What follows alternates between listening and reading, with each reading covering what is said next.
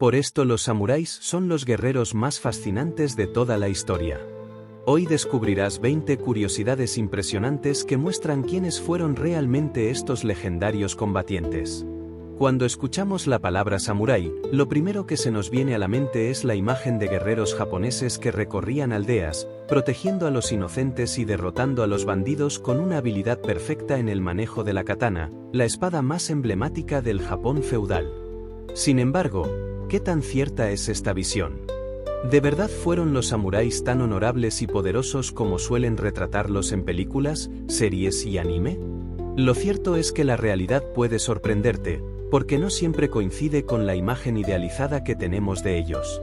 Quédate con nosotros hasta el final, porque en este vídeo conocerás 20 datos sobre los samuráis que probablemente no sabías, y que te revelarán no solo cómo vivían y combatían, sino también por qué llegaron a convertirse en una figura central en la historia y la cultura de Japón. Antes de comenzar, no olvides suscribirte al canal y activar la campanita para no perderte más vídeos como este. Curiosidad número 1, el verdadero significado de samurái. Cuando escuchamos la palabra samurái, nuestra mente dibuja de inmediato la silueta de un guerrero implacable con su katana desenvainada, rostro sereno y mirada fija en el horizonte. Sin embargo, lo sorprendente es que la palabra samurái no significa guerrero. Su traducción literal es el que sirve. Procede del verbo japonés saburau, que significa servir a un señor. Esta revelación cambia por completo la perspectiva. El samurái no era un héroe individualista que buscaba gloria propia, sino un servidor dispuesto a entregar todo, incluso la vida, a su amo. Desde su mismo nombre, los samuráis eran recordatorios vivientes de que la libertad personal estaba subordinada al deber. Su grandeza no radicaba en conquistar por sí mismos, sino en la lealtad absoluta hacia otro. Y esa lealtad, que hoy nos parece casi imposible de comprender, era considerada la virtud más elevada. Curiosidad número 2, el origen histórico de esta casta guerrera. Los samuráis no aparecieron como una casta gloriosa desde el inicio. Sus raíces se remontan al período Heian, 794 a 1185, una era donde el poder imperial se debilitaba y los señores locales buscaban proteger sus territorios. Para defender sus tierras, reclutaron hombres a caballo que sabían manejar el arco y la lanza con destreza. Así nacieron los primeros samuráis, guardianes rurales, protectores de frontera, más cercanos a soldados de vigilancia que a nobles caballeros. Pero el destino les tenía reservado un ascenso imparable. A medida que Japón se fragmentaba en clanes enfrentados, estos guerreros se convirtieron en el motor de las guerras civiles. No tardaron en transformarse en la columna vertebral del poder político, y su autoridad se consolidó con la creación del shogunato, un sistema donde el emperador se convertía en una figura simbólica y el verdadero mando recaía en el líder militar. Lo que comenzó como una fuerza armada regional terminó moldeando siglos de historia. Curiosidad número 3, el bushido, el código no escrito del guerrero. Si los samuráis fueran solo guerreros, habrían sido olvidados como tantos soldados de la historia. Lo que los inmortalizó fue el bushido, el camino del guerrero. No era un libro ni un conjunto de leyes oficiales, sino una filosofía transmitida de generación en generación. El bushido exigía lealtad inquebrantable, valor ante la muerte, frugalidad en la vida cotidiana y autocontrol absoluto. Cada acción, desde la forma de hablar hasta el modo de empuñar la katana, estaba impregnada de este código.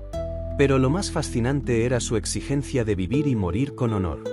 Un samurái podía perder una batalla, pero jamás debía perder la dignidad. La vergüenza era peor que la muerte. En este sentido, el bushido era más que disciplina militar, era una brújula moral.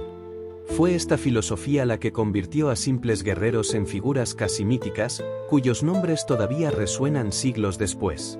Curiosidad número 4, el seppuku, honor hasta la última respiración. Entre todas las prácticas del bushido, ninguna es tan estremecedora como el seppuku, el sacrificio ritual.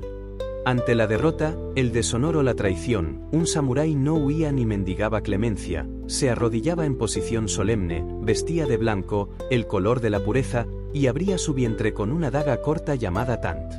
El dolor era indescriptible, pero el acto mostraba la disposición a enfrentar la muerte con serenidad. En muchas ocasiones, un compañero de confianza, el Kaisakunin, se situaba a su lado, preparado para decapitarlo y así liberar su espíritu del tormento. Este ritual no era un simple sacrificio, era una demostración pública de integridad. Para los ojos modernos resulta brutal, pero para ellos era la manera suprema de limpiar una mancha y dejar un legado honorable. El seppuku transformaba la derrota en un acto de grandeza final. Curiosidad número 5. ¿Por qué tuvieron que prohibir el seppuku masivo? El seppuku no siempre fue un acto aislado de un guerrero arrepentido o castigado. Hubo épocas en las que se convirtió en una práctica colectiva. Cuando un señor feudal moría, decenas de sus samuráis decidían seguirlo al más allá en un sacrificio ritual conjunto. Este fenómeno, conocido como junshi, se repetía con tal frecuencia que amenazaba con diezmar clanes enteros de guerreros. El gobierno tuvo que intervenir y prohibir el seppuku masivo, pues se corría el riesgo de perder ejércitos completos por un exceso de lealtad. Sin embargo, la existencia misma de estas prohibiciones demuestra hasta qué punto el honor dominaba sus vidas. Para muchos samuráis, la idea de vivir sin su amo era inconcebible, era preferible morir que respirar en soledad. Así, el seppuku colectivo refleja la intensidad de un mundo donde la lealtad pesaba más que la vida misma. Curiosidad número 6. La katana, el alma del samurái. Pocas armas en la historia han cargado con tanta mística como la katana. Para un samurái no era simplemente una herramienta de guerra, era su alma materializada en acero. Cada espada era única, forjada durante semanas por maestros herreros que trabajaban con precisión casi religiosa. El proceso incluía plegar el metal una y otra vez, eliminando impurezas hasta lograr una hoja flexible y resistente.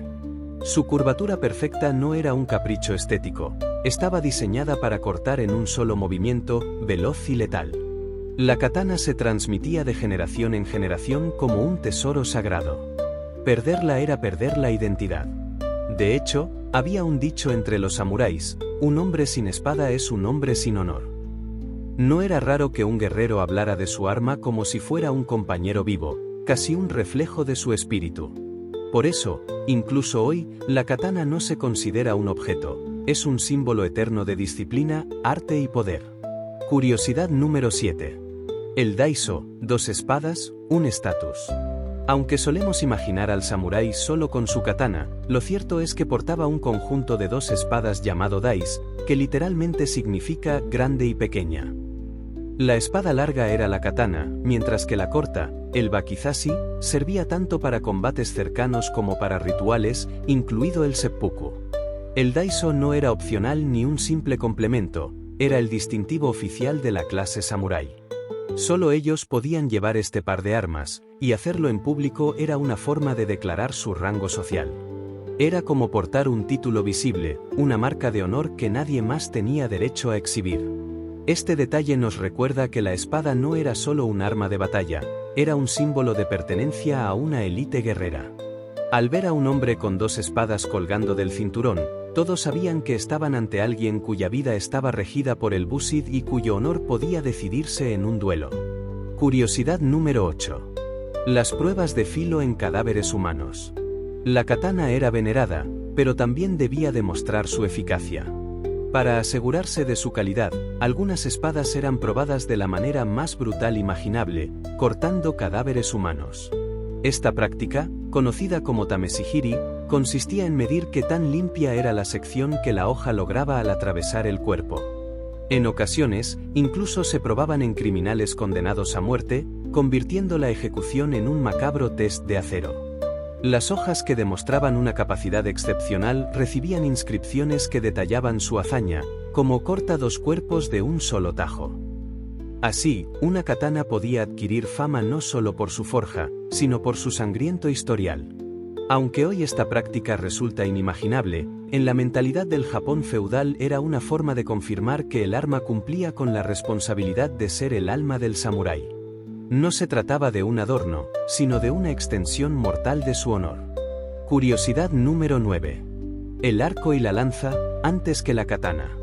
Aunque la katana ocupa el centro de la leyenda, lo cierto es que los primeros samuráis no eran espadachines, sino arqueros y lanceros. En los campos de batalla del Japón medieval, el arma más temida era el yumi, un arco largo asimétrico capaz de disparar flechas a gran distancia, incluso desde lo alto de un caballo. El ideal del guerrero perfecto era aquel que podía derribar a su enemigo con una lluvia de proyectiles antes de llegar al combate cuerpo a cuerpo. Del mismo modo, la yari, la lanza japonesa, fue durante siglos la herramienta más práctica en batallas multitudinarias. Su alcance y versatilidad permitían mantener a raya al enemigo con gran eficacia. La katana, en cambio, estaba reservada para los momentos finales, para el duelo cercano o como arma personal de honor. Así, la imagen del samurái exclusivamente como espadachín es más un mito moderno que una realidad histórica. Su verdadero legado es el de un guerrero completo, maestro en múltiples artes marciales. Curiosidad número 10. La armadura samurái, protección y símbolo. Si algo distinguía visualmente a los samuráis en el campo de batalla era su imponente armadura, conocida como yoroi. Lejos de ser un bloque pesado de metal, estaba hecha con placas de hierro y cuero lacado unidas por cordones de seda, lo que le daba flexibilidad y ligereza. A diferencia de las armaduras europeas, que buscaban resistencia pura, la samurái estaba pensada para la movilidad y para el combate dinámico. Pero más allá de la función práctica, la armadura era también un símbolo de identidad y poder. Muchas estaban decoradas con emblemas familiares, colores distintivos y cascos espectaculares, algunos con cuernos, máscaras demoníacas o crestas imponentes que infundían terror en los adversarios. De hecho, algunos diseños tan intimidantes llegaron a inspirar a creadores modernos. El casco de Darth Vader, por ejemplo, se basó en parte en estas formas. La armadura no solo protegía el cuerpo, proclamaba a todos que aquel hombre era un samurái, un servidor del honor y la guerra. Curiosidad número 11. El entrenamiento desde la infancia. Un samurái no se improvisaba, se forjaba desde la niñez. Desde los 5 o 6 años, los hijos de familias guerreras eran apartados de la comodidad del hogar para iniciar un entrenamiento que marcaría cada aspecto de su existencia. Aprendían a montar a caballo, a disparar el arco, a empuñar la lanza y, más tarde, a manejar la katana. Pero no solo se trataba de artes marciales, también se les inculcaba resistencia al frío, al hambre y al dolor físico. Un niño samurái debía dormir en suelos duros, soportar largas caminatas y obedecer sin titubeos. Lo más impactante es que este proceso no buscaba únicamente crear guerreros eficientes, sino formar hombres inquebrantables en espíritu. El objetivo era que, al llegar a la juventud, un samurái fuese capaz de enfrentar no solo a sus enemigos, sino a sí mismo, dominando sus emociones con absoluta disciplina. Curiosidad número 12. El zen como arma invisible. El entrenamiento físico era implacable, pero el entrenamiento espiritual era igual de riguroso. El budismo zen ejerció una enorme influencia sobre los samuráis, dándoles herramientas para controlar la mente en medio del caos. A través de la meditación, aprendían a calmar sus pensamientos, a mantener la serenidad ante la muerte y a reaccionar con precisión en el fragor de la batalla. El zen enseñaba que el apego era una ilusión y que la vida era efímera, ideas que encajaban perfectamente con el Bushido. De esta forma, un samurái podía entrar en combate sin miedo al final, porque lo había aceptado de antemano. Se dice que algunos guerreros practicaban la meditación incluso en el campo de batalla, cerrando los ojos por un instante antes de desenvainar la espada. Ese autocontrol los convertía en enemigos implacables, hombres que no temblaban, porque ya habían hecho las paces con la muerte. Curiosidad número 13. Samuráis poetas, la espada y la pluma. Podría sorprendernos, pero muchos samuráis no solo eran expertos en la guerra, sino también en la poesía. Escribir versos breves, especialmente haikus, era considerado parte del refinamiento de un guerrero. La razón era simple: quien dominaba la violencia debía también dominar la sensibilidad. Algunos samuráis escribían poemas justo antes de partir al combate o en el umbral del seppuku. Estos versos solían hablar de la fugacidad de la vida, de la naturaleza o del honor. Eran una manera de dejar un testimonio personal, un eco de su espíritu. Este hábito nos revela una faceta inesperada: los samuráis no eran máquinas de matar, sino seres complejos que encontraban en la poesía un equilibrio frente a la crudeza de la guerra. Con cada poema, mostraban que un verdadero guerrero debía ser capaz de empuñar la espada con firmeza, pero también de contemplar una flor con humildad. Curiosidad número 14. El arte del té, disciplina en cada sorbo. El ritual del té japonés era una disciplina mental para los samuráis, un ejercicio de concentración, paciencia y respeto.